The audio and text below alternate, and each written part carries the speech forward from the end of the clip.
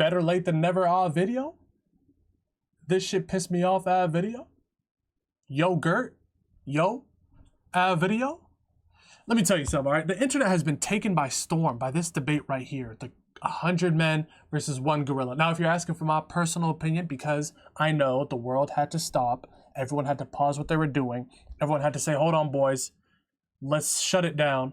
We didn't get Ayub Moose's opinion yet, so let's wait till he uploads a video. Well, here I am. I think 100 men would win, genuinely, because it's like, it's 100 men. Like somebody, if one person, it's going to be a lot of them are going to go down, but eventually I think the job will get done. But let's go ahead and see what my man Lonks Takes has to feel about the situation, because it seems like he really broke this down and said, you know what, hey guys, let me go ahead and make it simple for you. So let's hear the honest truth about 100 people versus a gorilla. If you're new to the channel, make sure you like, comment, share, subscribe, and let's get into it. So recently, all of social media has been blowing up with the debate of one gorilla. By the way, where did this, okay, is this where this come from? Everybody just got to be dedicated. So this is where this came from. Dude, I have no idea where this came from at all. This just came out of nowhere. Versus 100 humans. The funny thing is that everyone seems completely divided onto who would win the fight. One side thinks that the funny thing Hold on, Dragon Ball Z memes, I gotta see what it's saying. How I walk away from my homeboy's grave after he got mauled by the gorilla first in the 100 men. Damn. How it feels to get my revenge on the gorilla that just mauled all my 100. Is that everyone seems completely divided onto who would win the fight. One side thinks that the gorilla would pull a Winston and just completely thrash the army of humans with ease, while the other side believes that the sheer numbers would let the humans just beat up the gorilla. I like this video. Like it's Naruto. But who is actually correct? Who? Is a gorilla versus 100 people actually a fair fight, or is it actually a stomp? Does the gorilla win, or do the humans? Let's find out. If you like this kind of stuff, make sure to like, subscribe, and let's jump right in. Now, to begin, I think it's important to establish both sides of this fight. For the gorilla, we are assuming that this is essentially the strongest gorilla possible. Of the 4 gorilla species, easily the largest and strongest would be a silverback eastern lowland gorilla. At the absolute largest, gorillas can stand at over 6 feet tall and weigh between 400 and 500 pounds, the largest ever being about 600 pounds or even beyond. However, this fails to capture how a gorilla's overall proportions drastically exceed that of a normal human, with a wingspan of over 8 feet, drastically more muscle mass, and far less body fat. In comparison to the peak gorilla, the group of humans will be made up of 100 average people. There will be no boxers, nor MMA fighters or athletes, and instead it will just be 100 totally normal people with totally normal physical stats. Then we're cooked. Then you're cooked, because sheer intimidation, sheer fear is gonna, unless we're taking all that out the way. If all of the 100 people are bloodlusted, maybe. But right now, it sounds like we're cooked. With there being an equal number of men and women. Now, technically, average height and weight varies somewhat drastically across the planet, so for this video, we'll be taking the stats from just Americans when possible. This means the 50 men in the group will be on average 5'9" and almost 200 pounds, while the 50 women in the group will be on average 5'4" and 170 pounds. Hold on. Wait, I thought the debate was 100 men. Did this guy say 100 people? He said 100 dudes. Why are we now doing 50-50? What's going on? We are finished.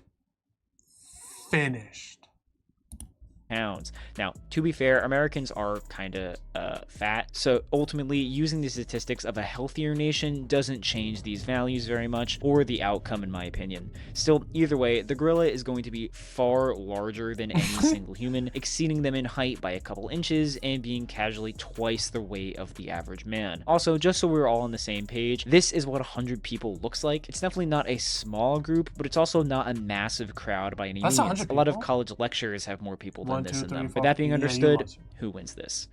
Determining the true strength of a gorilla is 100 people? You know what? Fine, let's see. Incredibly difficult for multiple reasons. Firstly, gorillas ultimately are not a predatory species, so in comparison to something like a bear, a wolf, or any of the big cats, they rarely, if ever, go out of their way to attack humans. Okay. Secondly, unlike for humans that will willingly do experiments to test the limits of human strength, doing the exact same thing is almost impossible for gorillas because they're not just going to do a bench press for a couple of bananas, unfortunately. This forces most, if any, estimations of gorilla strength to be just that. that, estimations based off of their bodies, and the very rare instances of strength that we have seen from them. Thirdly, there is I've seen this video all over the internet. Did he crack the glass? Let me see.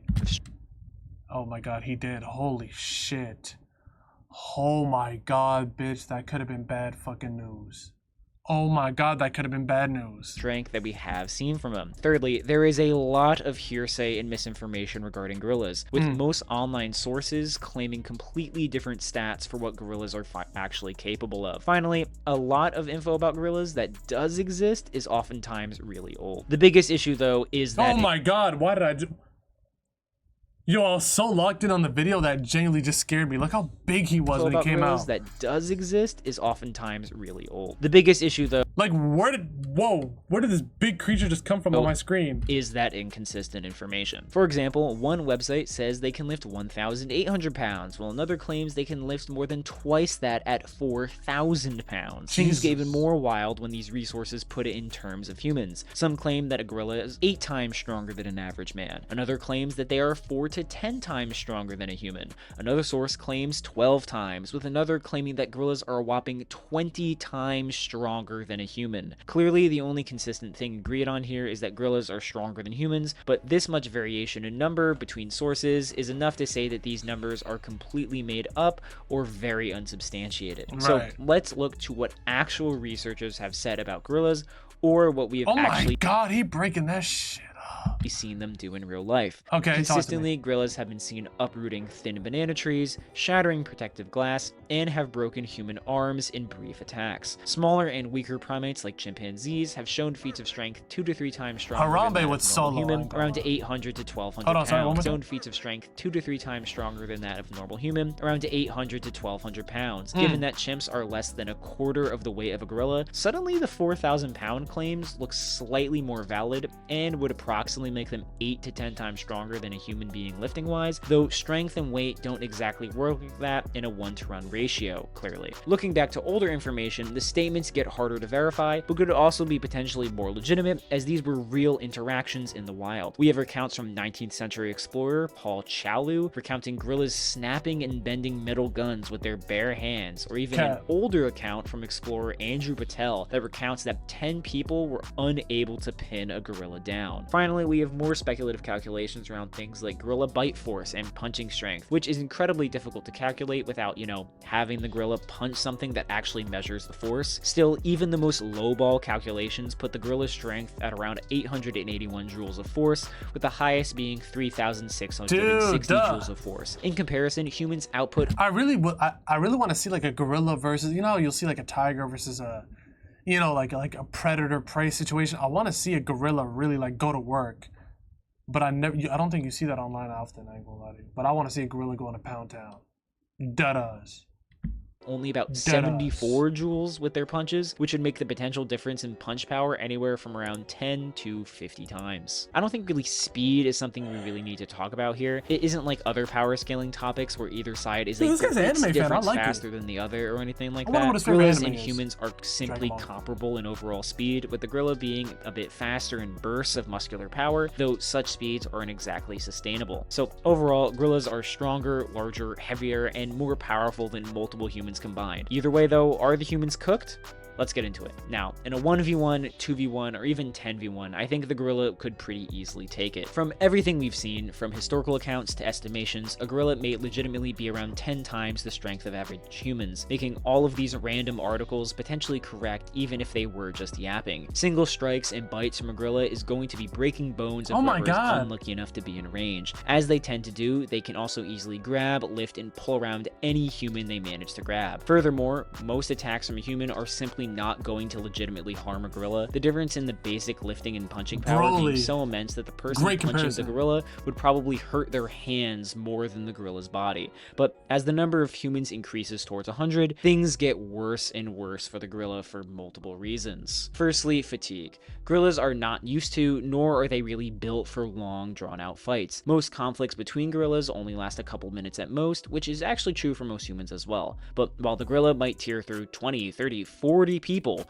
boom, there are still 60 humans the gorilla has to beat in order to win. Secondly, this fight, strategy and coordination genuinely matter. For this fight to even happen, we kind of need to ignore the concept of fear for both sides. If a gorilla saw a group of 100 humans, they are very likely not going. If you're from Canada, you know this is our strongest weapon.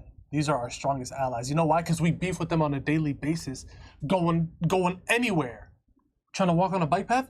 Get your ass on my face. Trying to go to work? Get your ass on my face. Oh, you sightseeing? Get your ass.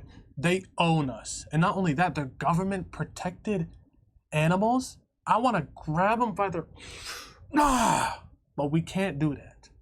So, yeah, we bring one of these bulls to the equation. Yeah, they're cooked. The gorilla's cooked. To attack Hall of Fame intimidation. Look at that. On the other side, if most people saw a gorilla beating up a dude, they're not going to jump in and help out. They're also running away. With that being said, if both sides legitimately want to beat the other with full conviction and no other options, 100 people can pretty quickly coordinate to absolutely bum rush on the gorilla, who simply would not be able to attack every person at once, even 20 people at once. Which brings up the third thing, weight. For as strong as a gorilla is, especially a potentially tired gorilla is simply not strong enough to hold off the weight of a coordinated group of humans. At the mid-end estimation of 1,800 pounds, even just 20 200-pound humans would be able to pin down a gorilla, with the only claim to the contrary being from a guy born in the 1500s. Would people get hurt and probably be killed in this effort to pin him down? But again, there are 50 dudes all prepared to do this, let alone the 50 women. But pinning isn't enough. The gorilla would need to be defeated, and even without tools, humans should be able to actually hurt gorillas. While human punches are far weaker than the apes, human kicks are overall far stronger. It can range from over 3,000 to over 4,000 joules, which is actually stronger than gorilla punches from a pure Dude, this energy. just makes me think of that Stipe kick that he took. Oh my God, how did he manage? How? From John Jones, that Stipe kick? Goodness gracious. Could that not just be death?